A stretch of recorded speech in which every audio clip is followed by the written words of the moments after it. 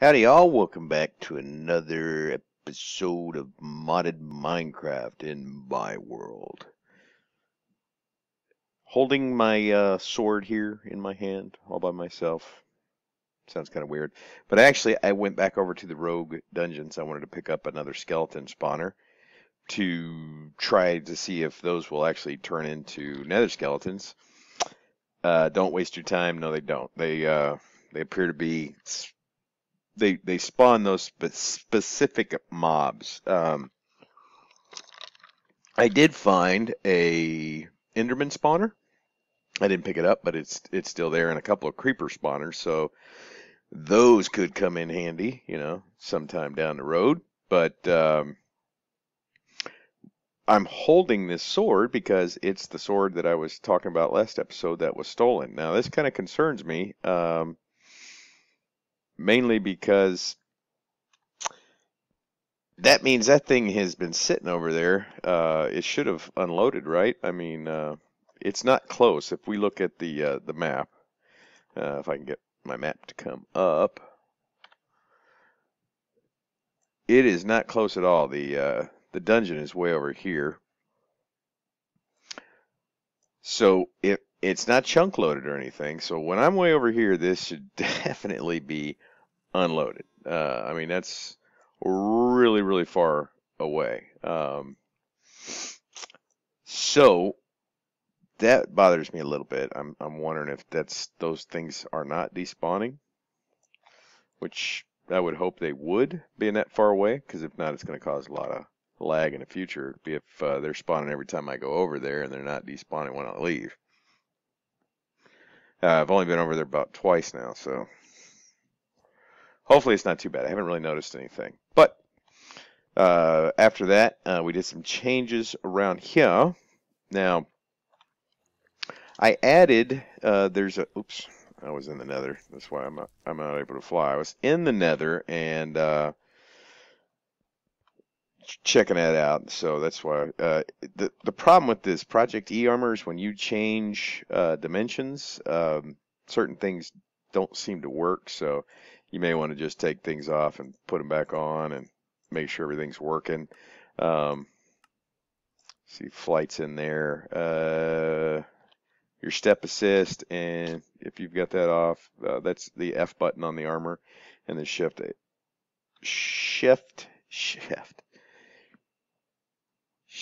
F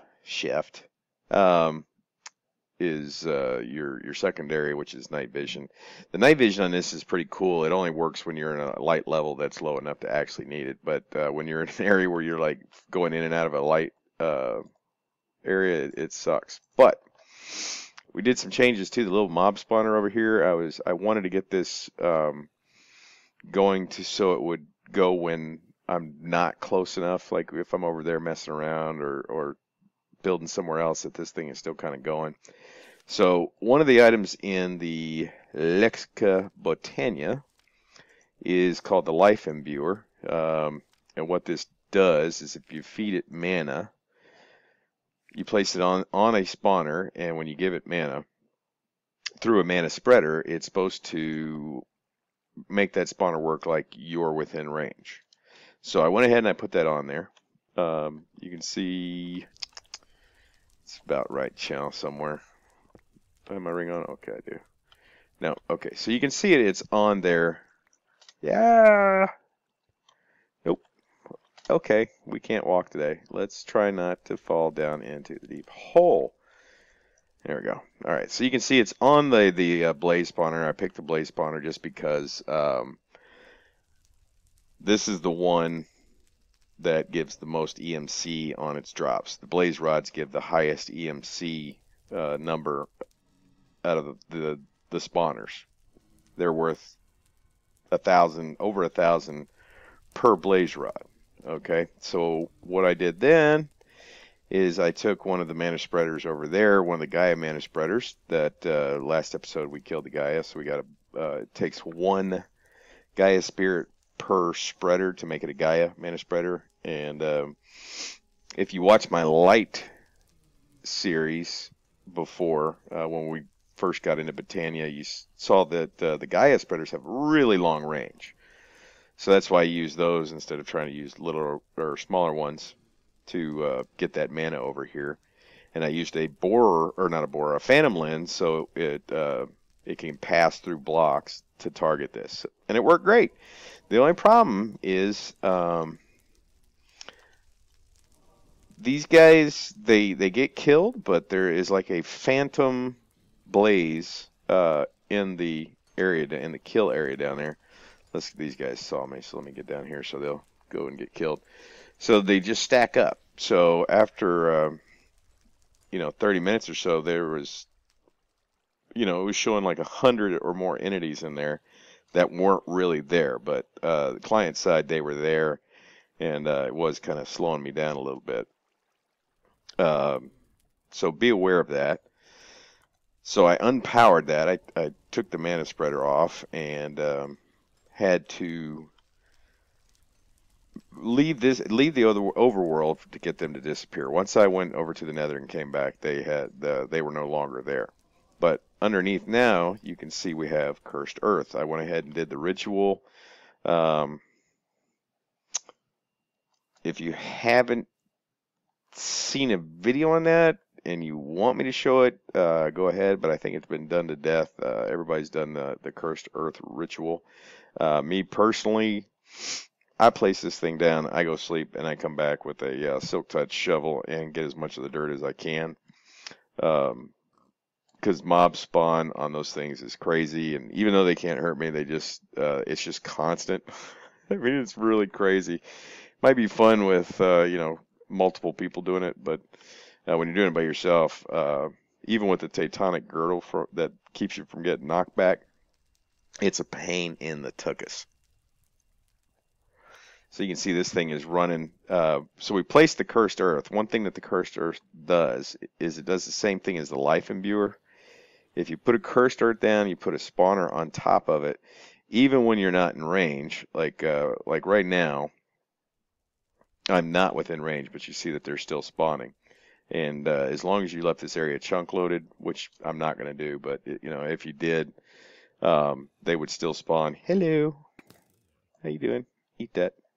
So that's kind of that's really the main reason that I did the ritual, because honestly I didn't even need to do it since we did the alchemical tome. Hello, that was a little jerky leg kind of thing there. I may need to restart. I've been playing for a long time today. If we go into our tablet and we look up like shoot, what's that stuff called? Unstable. You can see it's actually in here. So pretty much like a builder's one, if we wanted that would already be in here. So we really didn't need to do the ritual to get the only reason I did the ritual was to get the dirt, because I don't think Cursed Earth, yeah, see, it's not in there. So to get the Cursed Earth, that's why we did the ritual. And that makes our spawner over here actually work when we're not close. Now I could replace this water now that we have more than enough EMC to make the conveyors, make multiple conveyors without having to spend a lot of time doing it. The conveyors we have in this pack are a little bit harder than like if you had MFR. If I could spell, there we go. They're a little bit more difficult to make. You have to make, of course, the rails, so it takes a lot of iron to make just 8 conveyors. They work just like the MFR conveyors, the Mine Factory Reloaded conveyors, so we may replace the water eventually just to get rid of that. But yeah, that's the main change. But last time I said we were going to talk about random additions mod. Pretty neat. Been playing around with it a little bit. We've got our little windmill going and watermill. Now, one thing I did learn, just to help you out if you get this mod, is when you put these windmills up, they cannot be blocked by trees. Initially, I had this a lot lower, and then I planted all these trees, and all of a sudden it stopped working. I couldn't figure out why. Boy, I'm checking all the wiring and trying to troubleshoot this shit. And finally, I moved it just a couple blocks up, and once I did, it started working, and I'm like, whoa, somebody outside gunning their motorcycle. Um, well, that sounds bad. I mean, like good bad, but, loud. So what I figured out, and I really didn't figure it out until later because all of a sudden this slowed down. Because if we go up and we look at this thing, you can see that it's doing 319 out of 319 possible. RA, I guess, is random additions power. He's not using RF or anything, but this slowed down to about half, and I couldn't figure out why all of a sudden this one slowed down. That one had, when it was lower, it stopped, and then when I moved it up, it was going fine. And then I noticed that one of the trees that I planted out here grew, and it grew into one of the really tall trees, and it just so happened to be directly in front of this. Once I removed that tree and a couple of others that were within height of the blade, then it went right back to normal power. So just take that in consideration when you put these, yeah, I think it's time to restart. Keep getting these little jerky things going. Just take that in consideration and make sure you put it high enough or clear out a goodly area, because I mean that tree that was slowing it down was out here. It was way out here. So just make sure you've got a clear area from trees. It seems to be the trees that slow it down. And the watermill, when you make these, and we'll talk about making these here in just a second, because it's not really intuitive on how to make the actual blades. Because when you look at the recipe, let's do a watermill. You see you got a length of 1 there, but when you look at, let's say, build size 6, length 7, that kind of doesn't really tell you anything. It doesn't, because I mean the recipes that it shows you here just show you these. You see how the numbers are all flickering? Yeah. But what you need to do when you put either the windmill or the water mills together, when you want the bigger ones, can we do it? I have my tablet on me here. So if we look at this, we say, let's say mill. Oh, hold on. Let me get into my tablet here. What's it called? Mill. Yeah, there we go. Watermill arm. Okay, let's say we're going to do a watermill. Just get a stack of these. If we want to make these bigger, you just put them like that, and that gives you a length of 2. And if you want length of 3, you would just kind of do a length of 3, and so on and so forth to get the longer. Like over here where it says, size 8, hold on, size 8, length 10, you would have to make a length of 10 blade and then add 10 of those length of 10 blades to get that, if that makes any sense. These are, I think, width 3 or size 3. Let me see. It's length 3, but it's length 10. I think it's this one is the one I've got up there. Or no, that's not right.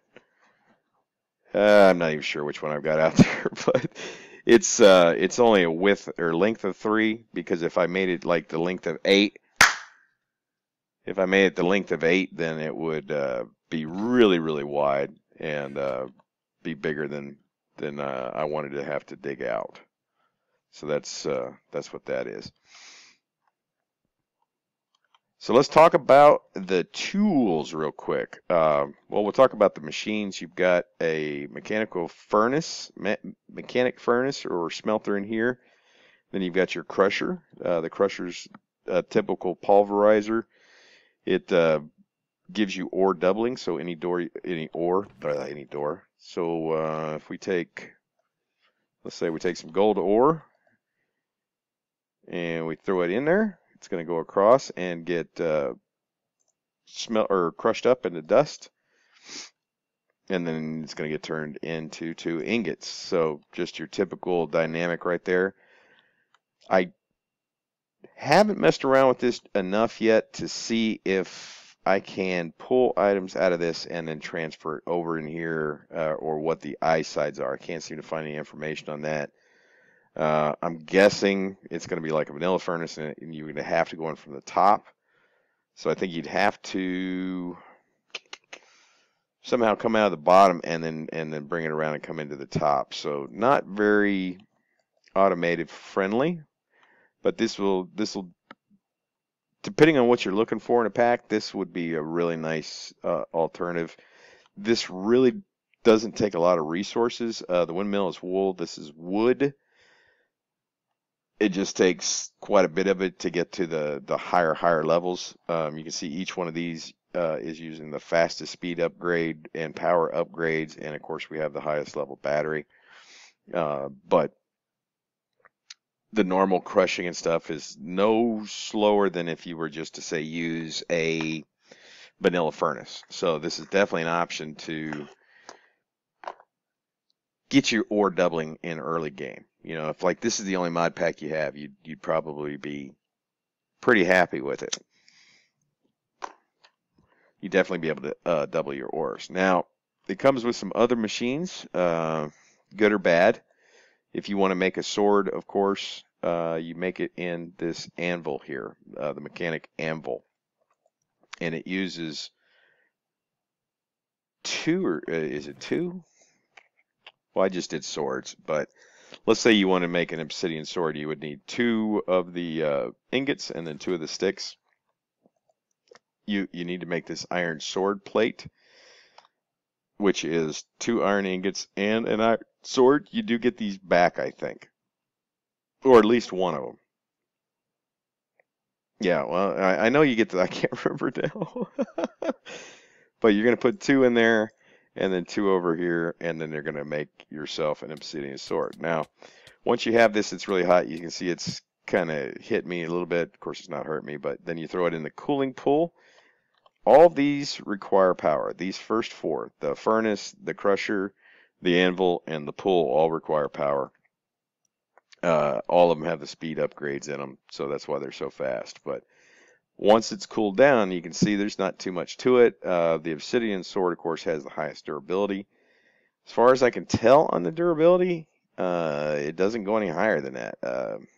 So I'm not sure really what it is. Now, enchanting, upgrading, everything here works a little differently. If we look at this sword here, this is an obsidian sword that I've upgraded. It has Unbreaking 3, Poison 3, Looting 3, Ignore Armor 3, and Sharpness 3, and plus 13 attack damage.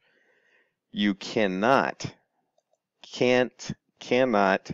will not work, do this in an anvil or with an enchanted book or in Flax's steam power enchanter. None of that stuff works. It has to be done through this mod's upgrading table and combine table. And I'm going to restart real quick because I'm just really jerking all over the place for some reason, and then we'll be right back.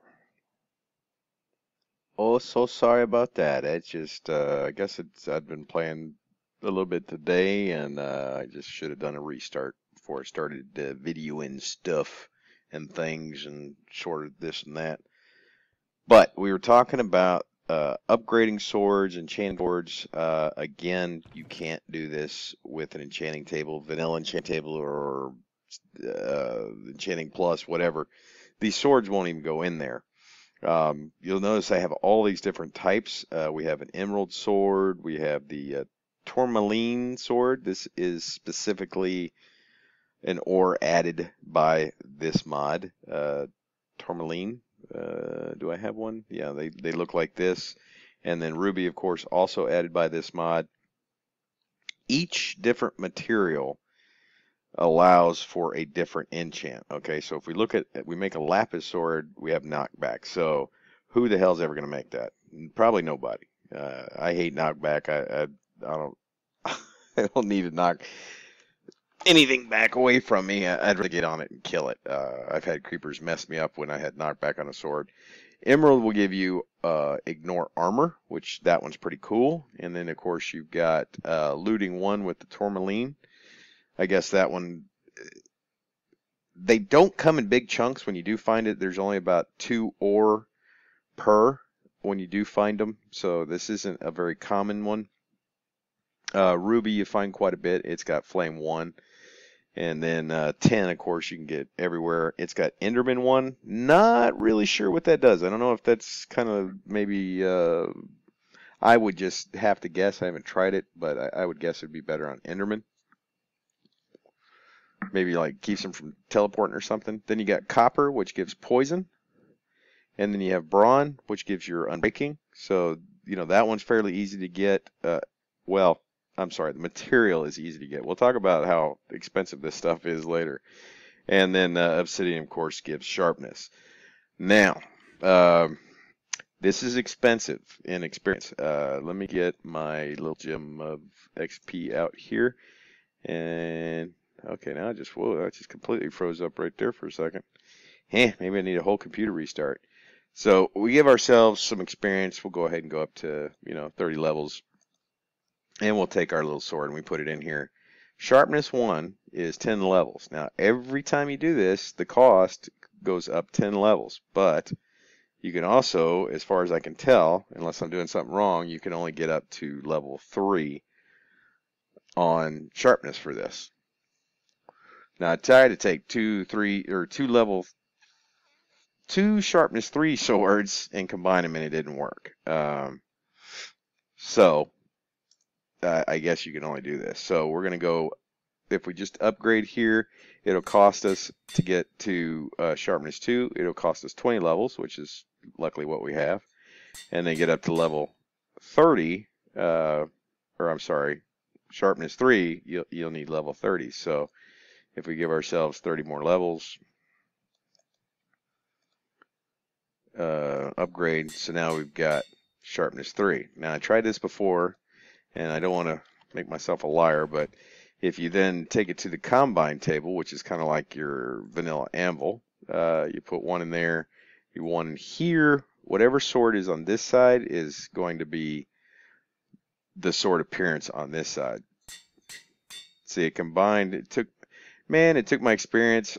I don't remember doing it that last time. So I just lost 30 levels of experience and they didn't combine. You see, they're both sharpness 3.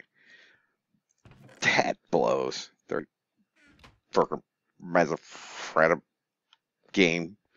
But this one, what you do is you take the different swords. You take the one that you want it to look like, and I used Obsidian just because, like I said, it has the highest durability, and the damage seemed to be okay. But then you just take that, you put your other sword in there, whatever has poison or whatever, and then combine, and it'll add those to this sword. But the downside is you seem to be restricted to just sharpness 3. You can't get it up to sharpness 5, but still a plus 13 attack damage or so. Sword with ignore armor, all that.